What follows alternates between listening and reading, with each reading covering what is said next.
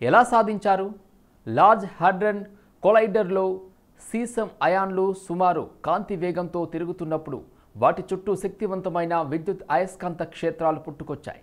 అప్పుడు సీసం అణుకేంద్రకం నుండి 3 ప్రోటాన్లు విడిపోయి బయటకు వచ్చాయి.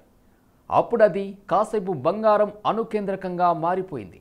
సాధారణంగా సీసంలో 82, బంగారంలో 79 ప్రోటాన్లు ఉంటాయి.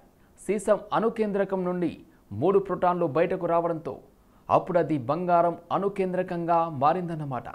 మూలకాల సమ్మేళనాన్ని మార్చడంలో అణు ప్రతిచర్యల శక్తిని ఇది నిరూపించింది.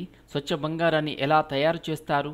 భూమిలోంచి వెలికి తీసిన మలినాలతో కూడిన బంగారాన్ని ఎలక్ట్రోలైటిక్ రిఫైనింగ్ వంటి ప్రక్రియలతో శుద్ధి చేస్తారు. అప్పుడు మలినాలన్నీ పోయి 24 క్యారెట్ల బంగారం తయారవుతుంది. ఇది 99.99 స్వచ్ఛత కలిగి ఉంటుంది. శాస్త్రవేత్తలు ఎలా తయారు చేస్తారు?